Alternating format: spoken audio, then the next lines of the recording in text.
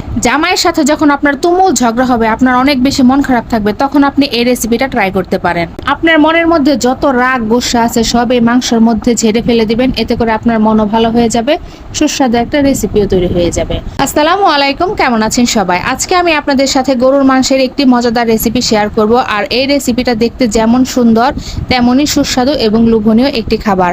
আর তার থেকে বড় কথা হলো, এই রেসিপিটা আপনি তৈরি করতে গেলে আপনার মনের যত রাগ গোসা আছে সব বের হয়ে যাবে, আপনার মনও ভালো থাকবে, আর মজাদার একটি রেসিপিও কিন্তু তৈরি হয়ে যাবে।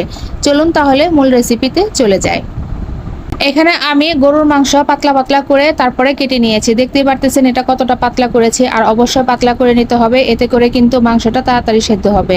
আর গরুর মাংস কিন্তু এমনিতেই সেদ্ধ হতে একটু সময় লাগে বেশি, এই জন্য অবশ্যই পাতলা করে নেবেন।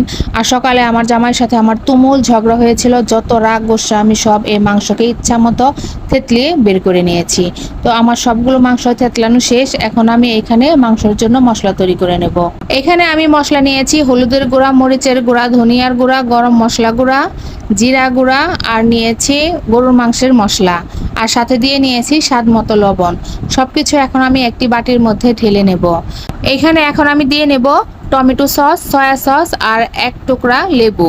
লেবুটার আমি রস ভালো করে বের করে দিয়ে নেব। তারপরে সবগুলো মশলায় আমি হাতের সাহায্যে ভালোভাবে মেখে নেব। সবগুলো মশলা যখন আমার হাতের সাহায্যে ভালোভাবে মেখে নেওয়া হয়ে যাবে, তখন এখানে আমি থেতলে রাখা মাংসগুলো দিয়ে দেব। আর মাংসগুলোর সাথেও আমি ভালোভাবে একটু ঘষে ঘষে মিশিয়ে নেব। আর অবশ্যই একটু ঘষে ঘষে ভালোভাবে সময় নিয়ে মেশাতে হবে, যাতে মাংসর গায়ে মশলাটা ভালোভাবে মিশে যায়। মাংসের সাথে মশলা মেশানোর পর আমার মনে পড়েছে, আহা, আমি তো আদা রসুন বাটা দিতে ভুলে গিয়েছি। তখন আবার আমি একটু আদা রসুন বাটা এনে তারপরে মাংসের সাথে আবার ভালোভাবে মিশিয়ে নেই। মেশানো হয়ে গেলে আমি মাংসটাকে 2 ঘন্টার জন্য ম্যারিনেট করে রাখবো। আর অবশ্যই 2 ঘন্টা ম্যারিনেট করে রাখতে হবে, এর থেকে বেশিও রাখতে পারেন, কিন্তু এর থেকে কম কিন্তু রাখা যাবে না। 2 ঘন্টা পর চলে আসলাম, আর সাথে নিয়েছি কিছু ময়দা। এই ময়দাটাকে আমি মাংসের সাথে কুট করে তারপরে তেলে ফ্রাই করে নেব।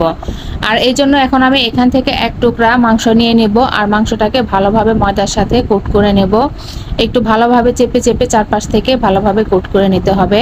আর একইভাবে আমি সবগুলো মাংসই কিন্তু কোট করে নেব। আর আজকে আমি এইটা বানাচ্ছি বিফ চাপ। আপনারা কিন্তু বাসায় একদম সহজ উপায়ে এই চাপ রেসিপিটা করে নিতে পারেন।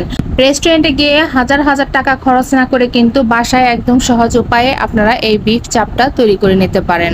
একদম সহজে এবং কম সময়ে তৈরি হয়ে যায়, শুধু একটু মেরিনেট করতে সময় লাগে, তাতে কি বাসায় তৈরি করে খেলাম, সমস্যা কোথায়? তো সবগুলোই আমার একদম কোট করা হয়ে গিয়েছে। এখন এখানে আমি পরিমাণ মতো তেল দিয়ে তারপরে চাপগুলোকে দিয়ে দেব।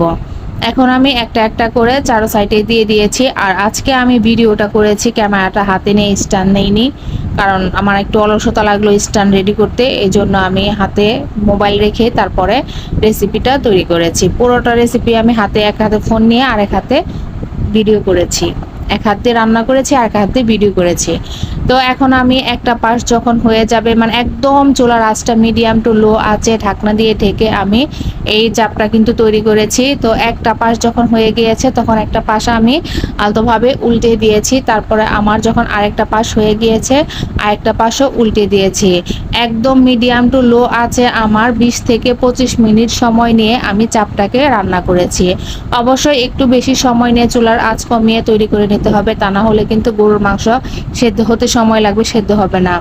আর আমার এই চাপটা কিন্তু একদম নরম এবং সফট হয়েছিল, আর হাত দিয়ে চাপ দিয়ে কিন্তু আমি এটাকে ছাড়িয়ে নিতে পেরেছি, এতটাই নরম হয়েছিল। তো আমার চাপগুলো ভাজা হয়ে গিয়েছে, এখন আমি তেল ছাড়িয়ে তারপরে একটা টিস্যু পেপারের মধ্যে তুলে নেব। আর একই নিয়মে আমি সবগুলো চাপই ভেজে নেব। তো এটা আমি দিয়ে দেওয়া দেখালাম, এটা আর ভাজা উল্টাপাল্টা দেখাবো না। তো একদম সহজ উপায়ে আমি কিন্তু চাপ রেসিপিটা তৈরি করে নিয়েছি। আশা করি আপনাদের ভালো লেগেছে। আর ভালো লাগলে অবশ্যই একটি লাইক এবং কমেন্ট করে দিবেন। আর আমার চ্যানেলে যদি নতুন হয়ে থাকেন, অবশ্যই আমার চ্যানেলের সাথে যুক্ত হয়ে যাবেন। ভালো থাকবেন সবাই, আল্লাহ হাফেজ।